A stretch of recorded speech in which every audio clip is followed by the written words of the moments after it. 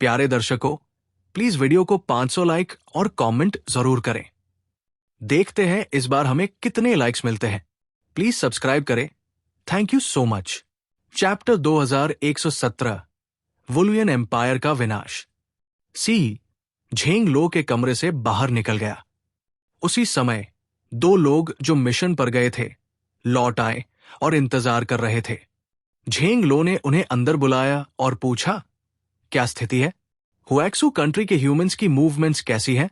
एनिमो ने दांत निपोरे और कहा, वो हमसे डर चुके हैं। तियनहाई सिटी के लोग पूरी तरह माइग्रेट हो गए हैं, शायद अंदरूनी इलाकों में चले गए। दोगाई सिटी में थोड़े ह्यूमंस अभी भी एक्टिव हैं। मैंने उन्हें हल्का सबक सिखाया है। अगर नहीं हटे तो मैं वहां सबको खत्म कर दूंगा। झेंग लो ने पूछा, क्या उन्होंने कोई ट्रूप्स जुटाने के संकेत दिए हैं?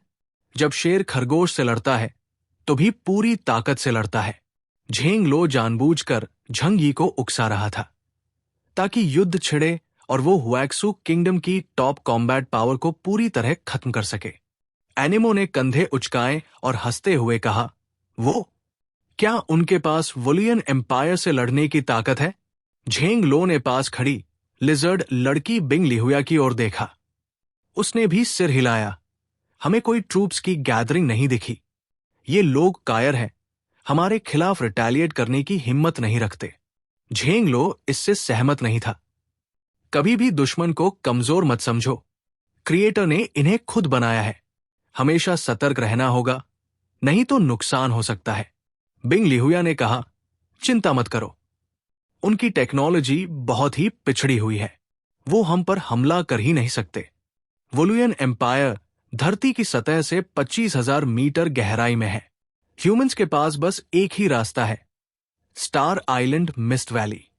Highly corrosive poisonous miasma area से होते हुए अबिस में नीचे जाना होगा। नीचे ऑक्सीजन बहुत कम है। लिजर्डमैन ऐसी जगहों में जीने के अभ्यस्त है। ह्यूमंस के लिए यह मौत है, जैसे लिजर्डमैन के लिए अल्ट्रावायलेट रेस। अगर हुएक्सू आर्मी नीचे आने की कोशिश करे तो बस केव के नीचे लेजर कैनन से ऊपर फायर करना काफी है। वो सर्वाइव नहीं करेंगे।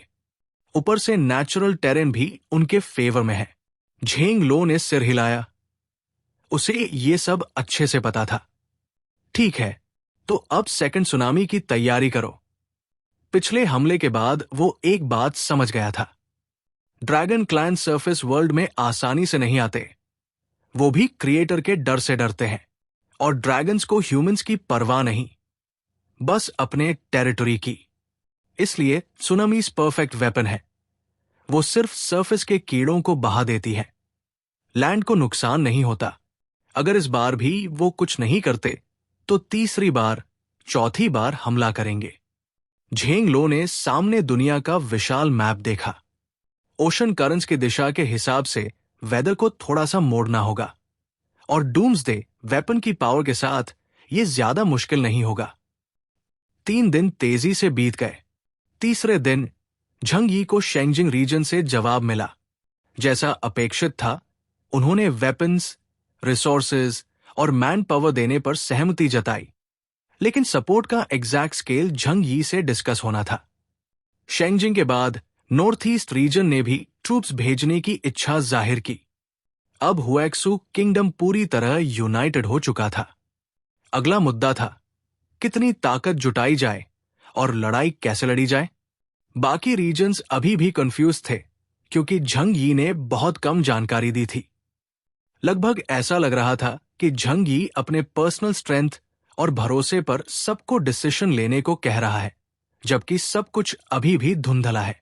हालांकि उन्होंने सहमति जताई थी, फिर भी उन्हें लगा कि वुलुयन एम्पायर के होमलैंड पर हमला करना पागलपन है। मैक्सिमम यह होगा कि सी में ब्लॉकेड फोर्स बने, जिससे वुलुयन की नवल ताकत से निपटा जा सके। ऑनलाइन मीटिंग बुलाओ, मैं सबको डिटेल्स खुद एक्सप्लेन करूंगा। झंग यी ने सभी रीजन्स के टॉप लीडर्स को मैसेज भेजा। जल्द ही 6 रीजन्स के सीनियर एग्जीक्यूटिव्स के साथ हाई लेवल मीटिंग शुरू हुई। तियनहाई फोर्ट्रेस के क्वाइट कॉन्फ्रेंस रूम में सभी की प्रोजेक्शंस दिखाई दी, जैसे सभी वहीं मौजूद हों।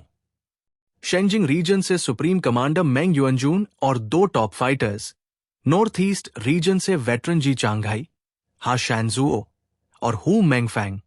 नेशनल प्रोटेक्शन आर्मी के 2 बड़े नाम, ब्लैक एम्परर झुआंगसू और व्हाइट एम्परर शाओहाओ भी आए। दोनों की मिलिट्री यूनिफॉर्म ने माहौल को गंभीर बना दिया। नॉर्थ वेस्ट रीजन से सिर्फ एक्सायोल आए, साउथ वेस्ट रीजन से कमांडर लुओ झुओ और उसकी एलियन फीमेल वॉरियर स्नो माइलबैम, ईस्ट चाइना सी रीजन से ली ग्वेंगजियाओ, सुजाकू और एक्सयूए एनडब्ल्यू, जियांगनन रीजन से जहुझेंग और यहां झंगी और यांगजिंगसिन। पूरे हुएक्सू किंगडम की सबसे बड़ी ताकत और अथॉरिटी अब एक जगह थी। हेलो एवरीवन, ये दूसरा मौका है जब हमारी रीजन्स और नेशनल डिफेंस आर्मी एक साथ मिल रहे हैं। झंगी ने शुरुआत की और मीटिंग का उद्देश्य बताया। जैसे पहले भी, इस बार का मकसद है वुलुयन एम्पायर की थ्रेट को फेस करना और आने वाले खतरे से निपटना। अब सब रीजन्स यूनाइटेड हैं और ट्रूप्स, वेपन्स, एनर्जी देने को तैयार है। मैं बहुत खुश हूं।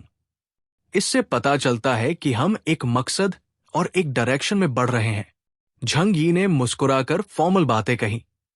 शेंजिंग रीजन से मेंग युअनजून ने कहा, हुंदून, हम सब पुराने साथी हैं। सीधा बताओ क्या करना चाहते हो और हमें क्या करना है। झंग यी ने टेबल पर हाथ रखे, मुस्कराया, लेकिन उसकी आंखें बेहद तेज थी। उसने धीरे से सबकी तरफ देखा। मैं पहले तुम्हारे एटीट्यूड को नहीं जानता था, इसलिए सब कुछ नहीं बताया, पैनिक अवॉइड करने के लिए। पैनिक, ये शब्द सुनते ही सभी लीडर्स का चेहरा गंभीर हो गया। क्या हो सकता है जो पूरे हुएक्सू किंगडम के सुप्रीम कमांडर्स को पैनिक में डाल दे?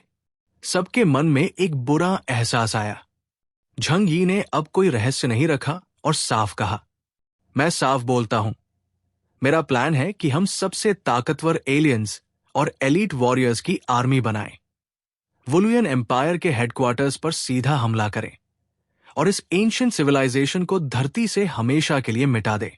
चैप्टर 2118। मुझे जीत का यकीन है। जैसे ही झंग यी ने ये शब्द कहे, पूरे कमरे में सन्नाटा छा गया। क्या? वुलुयन एम्पायर को पूरी तरह से मिटा देना?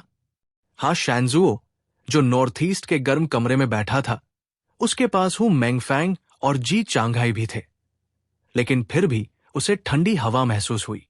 झंग यी की बातों ने उसके होश उड़ा दिए। क्या उनकी करंट स्ट्रेंथ वाकई इस एंशिएंट एम्पायर से टकरा सकती है, जो अरबों सालों से जीवित है? हाँ, शैनजुओ ने हड़बड़ाते हुए हु मेंगफैंग की तरफ देखा।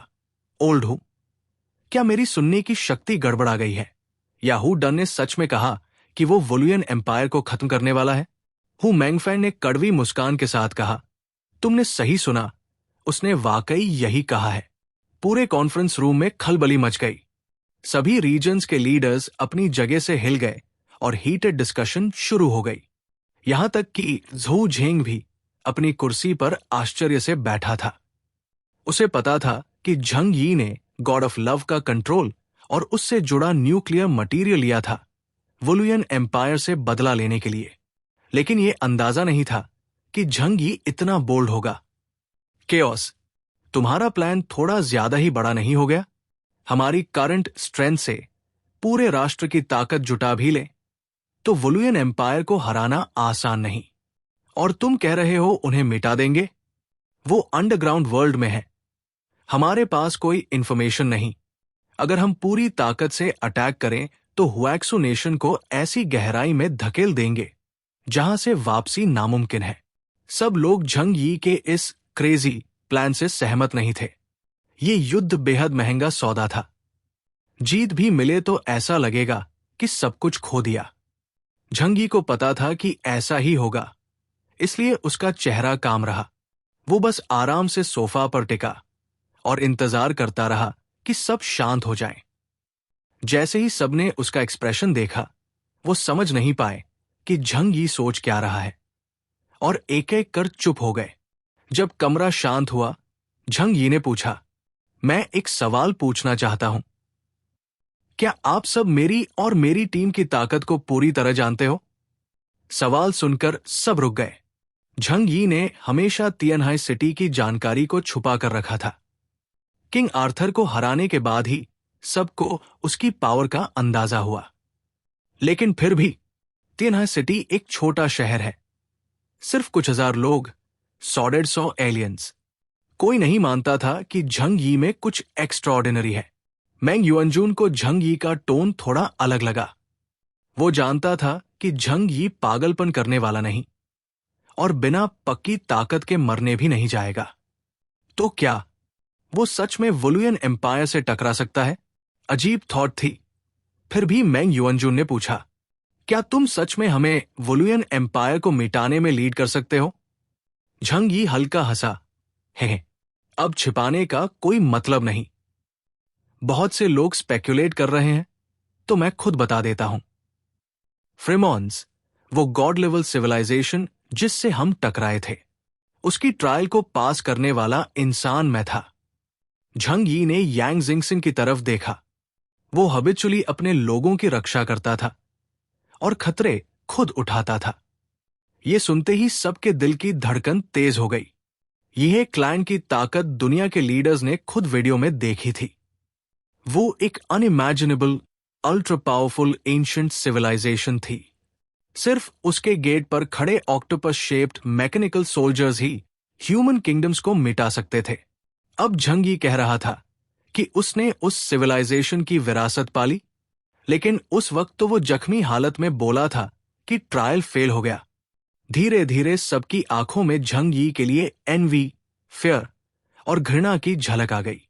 अब समझ आया, उसने सब बेनिफिट लिए और बोला कि फेल हो गया ताकि कोई उसकी असली ताकत को न जाने।